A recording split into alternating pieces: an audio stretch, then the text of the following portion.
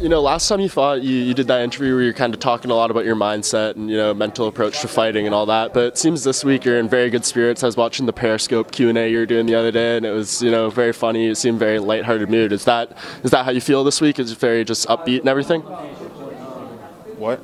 You just feel very upbeat this week, kind of maybe compared to last time? I was watching the Q&A you did on Periscope the other day, and you just seemed like you're having a lot of fun. Yeah, I'm having fun. It's not every day you get to be in Japan. It's my first time. Outside of training, I was just enjoying the atmosphere and the view. I guess I get a little distracted. But yeah, I was just upbeat in the moment, and I was having fun with the fans. I've never heard about that Periscope thing until UFC brought it to me yesterday. So I just decided to do it on my own. It was fun. Yeah, it seemed like you're having a good time, and you know, I know you talk a lot about, you know, being a martial artist, all that stuff. What does it mean to fight in Japan for you? Obviously, a lot of rich history of martial arts here. I never thought about fighting in Japan. I never dreamed of fighting in Japan, but I've seen many great fighters, such as the one I'm fighting in Japan, and it's an honor.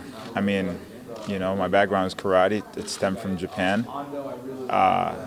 It's a cool experience. I'm a little bit in awe because I kind of grew up watching a lot of anime and stuff, and kind of in the birthplace of it all. So I'm embracing everything. I feel like I'm home in such a weird way. I'm like Blackanese or something. I don't know. I'm feeling connected.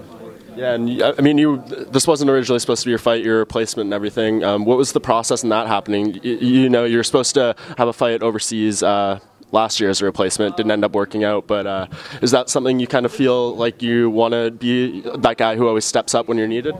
I'm always ready, and I believe in the whole thing of staying ready. I'm always texting Joe Silva saying, hey, I'm close to weight. If somebody gets hurt, let me know.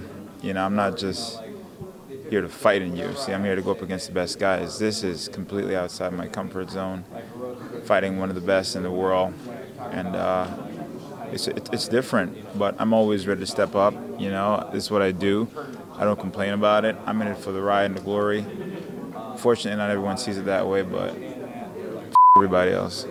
Yeah, and there's been, you know, moments of ups and downs in your UFC career. Is this kind of the one you've been waiting for, though? You know, you're getting that big name opponent, former Strikeforce champion, top ranked guy. Is this where you feel like, you know, you can prove where you really stand in this weight class? I haven't seen any downs, really. It's only down when you start to believe and listen to the media, because the media usually bullshit and they come up with that makes no sense. I mean, they will never step in your shoes for a day, not less a second, but they can write up a story to think that they know you. And I guess I was at that point where I used to believe the media, but the media is bullshit, and people who are negative are bullshit. And the first step in doing stuff like that is being honest. I'm honest with myself, and I'm honest with everybody else. I've been doing something 2016. It's been working. It's called being honest. And the first step is being honest with yourself. And sometimes a little brutally honest, but sometimes you need that brutal honesty. And people know I don't like to do a lot of interviews because, you know, I say one thing and then they'll totally twist it, like the Periscope I did the other day. What was the title? Uriah Hall says about McGregor and all that, and I'm like, what? But it sells. I get it. I don't mind it, you know. But as long as I'm being honest, it doesn't faze me. So that was kind of what you learned. You know, you said you were caught up in it before. You just kind of learned to let go, and that was kind of the key. There's no downs unless you accept it. And I think Bruce Lee said it the best. You only get defeated once you accept defeat. And I'm never defeated because I always learn. I win or I learn. When you lose, it's a learning experience, however you look at it, whether it's in fighting or your regular life. Like, what do you do if you didn't do so well this year or this month or whatever story? You got to look at it as a positive reinforcement to get better. But that's how I look at it. But again, unfortunately, in the media and everyone else's eyes, if you don't do good, well, you suck. But we got to tell the world. But it's a story and it sells. So I think when you start to understand the difference and start to focus on what you can do and block everybody out, which is hard to do. It takes practice.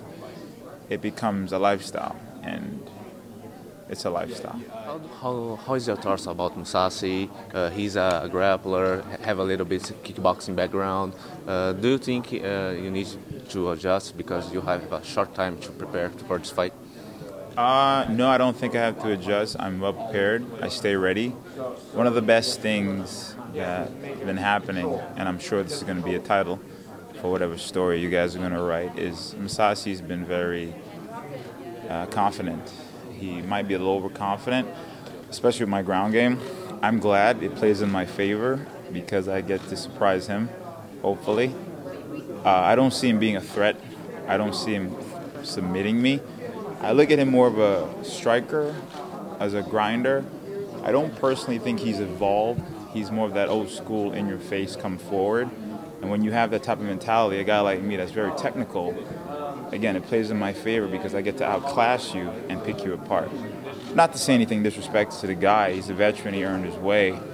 But it's a new age. You fought here for the first time.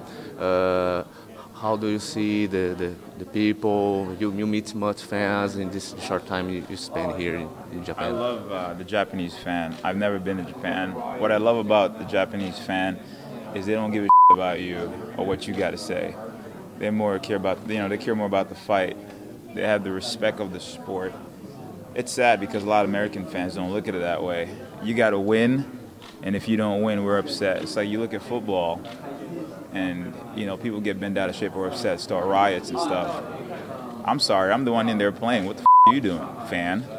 So I learn a lot looking at the Japanese fan, how they respect the sport a lot. And I've been getting gifts. I rarely get gifts in America. I mean, if I ever get a gift in America, it's a pat on the back. But here, they give me gifts because they, again, respect, they understand. I'm sure they understand what we have to go through as not only athletes, but mixed martial artists or professional fighters, however you want to differentiate it. So I take that into account, and I'm honored, man. What kind of gifts are they giving you?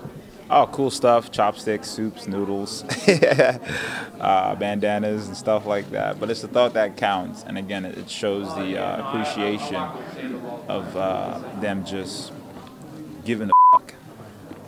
So.